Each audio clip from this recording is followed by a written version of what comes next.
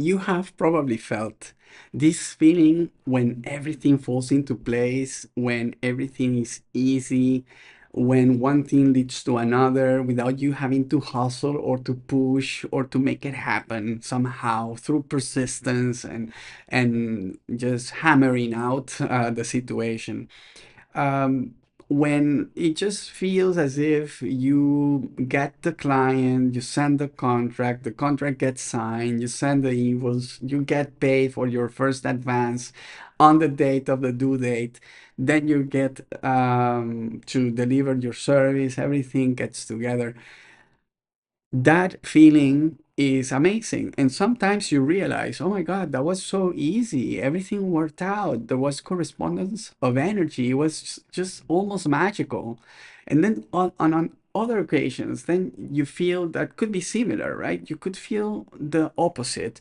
Like everything is so hard. There is objection after objection. There are delays in the deliveries. There are all kinds of lack basically of correspondence of energy. You feel even isolated, your messages don't go through, there is silence in the line. This feeling is so disconcerting because you are like, I am doing exactly the same things I was doing before. Why is this not flowing? What is that telling you? And so to some degree, that is something that everyone experiences. Maybe one of the key pains, especially nowadays that we live in a world where we are distracted by so many things, that we need to all be very defensive of our time, very defensive of our capacity to focus and execute. And so we are in a mode of discarding things, saying no to things, not too much curiosity about things that could come to you. And you also act defensively. You are also interrupting this ease of flow that some people are trying to start with you. So, my point is, why don't we study this in a bit more detail? And of course, a lot of people will say, well, this is just the way it is. That's the nature of the beast. This is the world in which we live. There is nothing to read deep about that. Sometimes you make it work, sometimes you don't. But I like to study the features that make it work. And one thing that I came up with that I thought it's common sense, but I wanted to give it a name, is the idea of alignment capital. Basically, this is something that we can cultivate starting with yourself. Are you able to align your action in a way that is optimal so that it has the capacity to travel, as I say, to transcend, to be memorable, to really make the point that you want to deliver? And the only way to do that nowadays is when you are fully aligned, when your fire, your passion, your desire, your intention, your purpose, your values, your beliefs are all in tune. And it's an exercise, a work in progress that you need to cultivate as time goes in your life. And a good part of that is done in the Just Action program. But then you have the external aspect of alignment, the environment in which you operate. How do you detect the potential for alignment in one way or another so that you can increase that alignment capital with the rest of the world with whom you are interacting, maybe partners, maybe future clients, even family, right? Even in your closest relationships in your home. Are you able to create this sense of harmony that is projected from you towards your environment in a way that really cultivates the possibility of ease, of flow, of being able to deliver the value you want to deliver without that high resistance? And so I think that's a matter of mastery.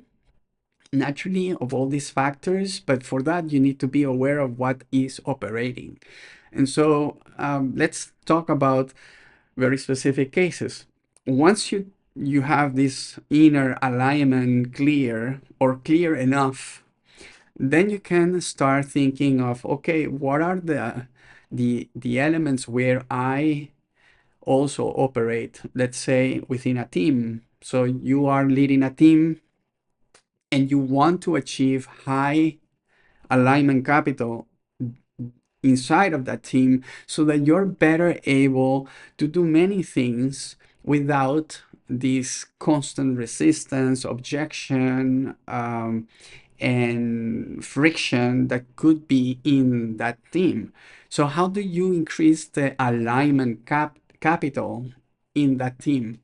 Well, you will have to just replicate a very similar exercise that you did with yourself across that team and then within, right? So each person will have to increase their own personal alignment capital and then be able to share it so that everyone knows where they are coming from. And hopefully there could be a common purpose that allows for everyone to have this sense of clarity where everyone is actually acting in harmony with each other to collaborate.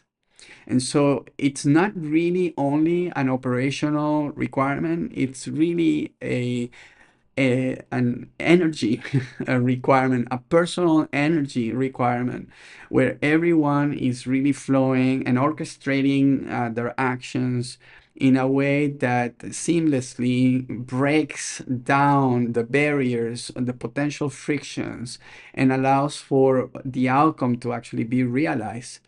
What we need is a very specific way to articulate this alignment with a specific objective. So when you're doing this in a team, one of the things you can do is, of course, incorporate AI. That in itself has the potential to reduce friction. Now, there are considerations that you have to have in mind from a human-centric perspective. You won't be able to be fully effective incorporating AI to reduce friction without you increasing the alignment capital from a human perspective. And so that requires this exercise of getting everyone to be self-aware of the alignment elements within and then be able to share that with others. And that's how you get enough alignment capital to really conceive the processes and the workflow in a team in a way that incorporates AI from a native perspective. The truth is, you cannot layer AI on top of something that was conceived without AI in mind. So you need to be aware of what's possible with AI so that you can redesign the processes to incorporate AI fully. Now, this is not possible if the humans doing the planning don't have a high alignment capital.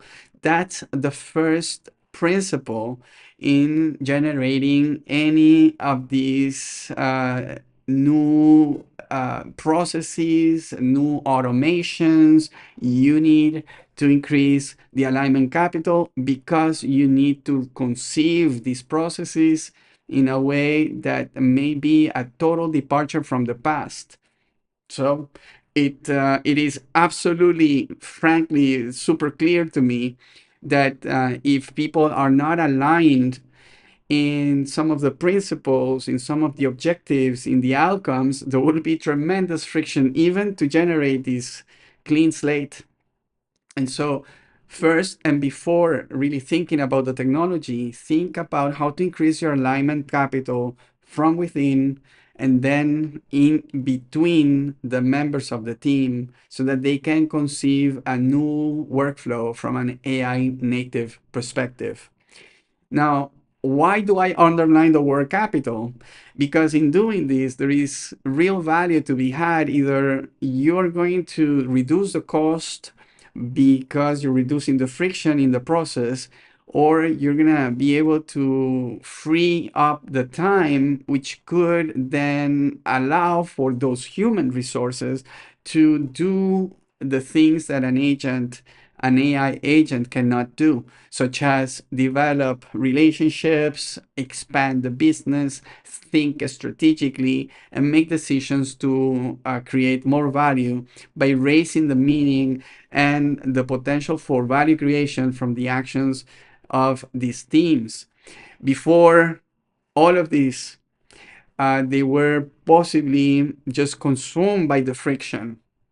So now that we could be potentially liberated from some of the friction, what are we going to do with the time?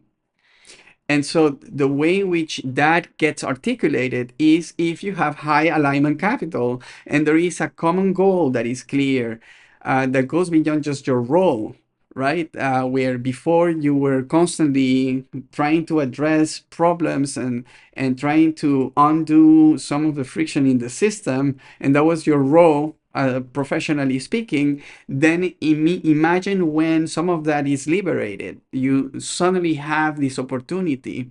And so the way in which that is then turned into something of value is only if there is a high alignment capital inside of the team that enables the conversations that will then create the collaboration and the trust, and the means to come up with something of high meaning that will create value.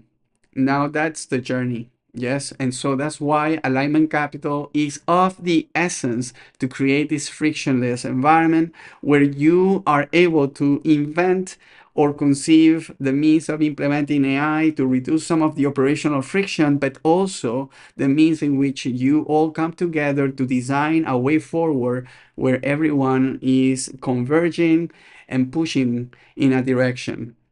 If you're very good at developing a system to generate this alignment capital, and you're very fluid in implementing this rhythm and having these sorts of conversations, then you are going to be able to increase your potential in ways that were not possible before. And that's not just because of the technology. It's because you are improving the way you communicate, the way you're self-aware about the things that you want to generate in your life, and you're able to share that with others in your team meaningfully, so that we are in line with that and able to support each other in the execution of this vision.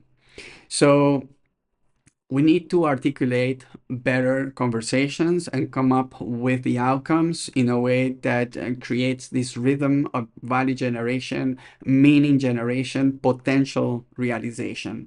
Yes. So now I would like for you to think and reflect about the ways in which you can increase your own alignment capital within you and also with your team or with your clients, with your own environment. Yes, think of that. And I would absolutely love if you are able to share that with me in the comments. And of course, it goes without saying, please, if you like this video, subscribe, like, comment, share it with the world. And for now, I'm going to say goodbye. Just go out there and keep it epic.